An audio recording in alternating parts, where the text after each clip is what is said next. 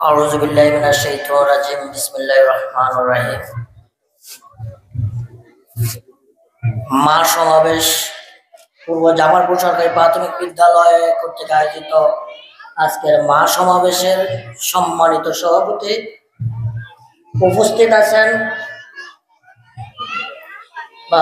জেলা প্রাথমিক শিক্ষা অফিসার লক্ষ্মীপুর জনাব আব্দুল লতিফ মজুমদার সাহেব, উপস্থিত আছেন একেএম জামাল উপজেলা প্রাথমিক শিক্ষা অফিসার লক্ষ্মীপুর সহ প্রিয় অতিথিবৃন্দ, এবং আমার সামনে উপস্থিত আমাদের কোমলমতি ছাত্রছাত্রীদের অভিভাবক, মা ও বোনেরা এবং আমার এলাকার মুরব্বিয়ান ও যুব সমাজ, প্রত্যেককে আমি আমার পক্ষ থেকে সালাম জানাচ্ছি। আসসালামু আলাইকুম রহমতুল্লাহ ওয়া বারাকাতুহু।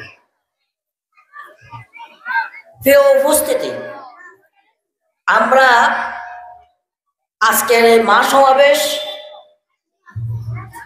করতেছি যে কয়েকটা কারণে এবং কয়েকটা উদ্দেশ্য নিয়ে, সেগুলা সম্পর্কে আমাদের নেতৃবৃন্দরা আছেন। আমাদের যে সমস্ত উদ্দেশ্য সেগুলা আমাদের সভাপতি সাহেব বলেছেন, এবং আজকের সময় অত্যন্ত কম, যেহেতু আমাদের প্রোগ্রামটা 11টা বাজে হওয়ার কথা ছিল, আমরা প্রোগ্রামটা একটু লেট হয়ে গেছে, আমাদের অতিথিবৃন্দ আসতে দেরি করেছে।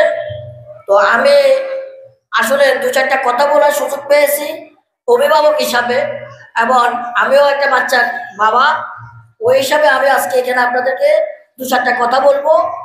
আমি মনে করি আমাদের এই স্কুলটি দিকে তাকালে, আমার এলাকার দিকে তাকালে, আমার সর্বপ্রথম যে মানুষটির কথা মনে পড়ে তিনি আর কেউ নয়, তিনি আমাদের এই স্কুলের প্রতিষ্ঠাতা, আমাদের এলাকার গর্ব, আমাদের মুরব্বী জনাব এম মান্নান সাহেব, আজকে আমাদের শ্রদ্ধেয় পালন সভাপতি সাহেবের পিতা। প্রিয় এলাকাবাসী, আপনারা অনেকেই এখানে ওনার বয়সী আছেন, ওনার সাথে চলছেন, ওনার অনেক অবদান আমাদের এলাকায় আছে।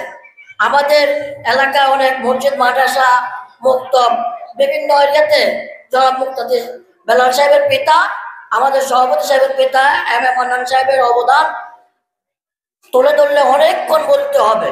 প্রিয় এলাকাবাসী, ওনার উত্তরাধিকারী সূত্র অনুসারে ওনার সন্তান জনাব মুক্তাদি বেলাল সাহেব আমাদের বর্তমান মুরব্বী, এবং আমরা ওনার কাছ থেকে বিভিন্ন সামাজিক দিক নির্দেশনামূলক অনেক উপদেশ পাই, এবং উনি আমাদের সাথে এই 2024 সালে এই সময় এসে অনেক বিষয় আপনাদের এলাকার উন্নয়ন নিয়ে আমাদের সাথে অনেক কথা বলেছেন ওনার ভাষায়।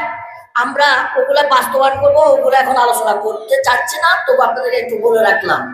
প্রিয় এলাকাবাসী ও আমার মা ও বোনেরা এবং আমার কোমলমতি বাচ্চাদের গার্ডিয়ানবৃন্দ, আপনারা আপনাদের বাচ্চাদেরকে এই স্কুলে পাঠাচ্ছেন, এবং আপনারা যে ধৈর্য সকালে 11টা এসে এখন পর্যন্ত বসে আছেন, আমি আপনাদেরকে ধন্যবাদ জানাই। আর আসলে বক্তব্য দেওয়ার সময় পেলে অনেক কিছু বলতাম, ওইদিকে বলার মতো সে অবস্থা নাই। এই স্কুল থেকে অনেক গুণীজন গেছেন। এই স্কুলটা এমন একটা স্কুল, এখানে থেকে অনেক স্টার, বাংলাদেশের যে স্টার, অনেক সচিব, অনেক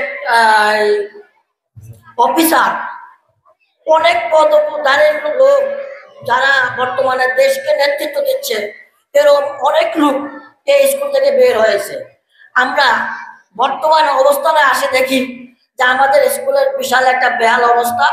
যখন আমরা খোঁজ খবর নিয়ে দেখলাম স্কুলে শিক্ষক নেই, আমাদের আগের ঐতিহ্যের সেই স্কুলকে, এই স্কুলটাকে মডেল স্কুল হিসাবে গড়ে তোলার জন্য আজকের প্রধান অতিথি সাহেব সহ আমি অফিসার যারা আছেন উপস্থিত, বিশেষ অতিথিবৃন্দ, আমি আমাদের গ্রামের এবং অভিভাবকের পক্ষ থেকে আমাদের স্কুলের কোটা অনুসারে শিক্ষক নেওয়ার ব্যবস্থা করার জন্য আমি উদাত্ত আহ্বান জানাচ্ছি।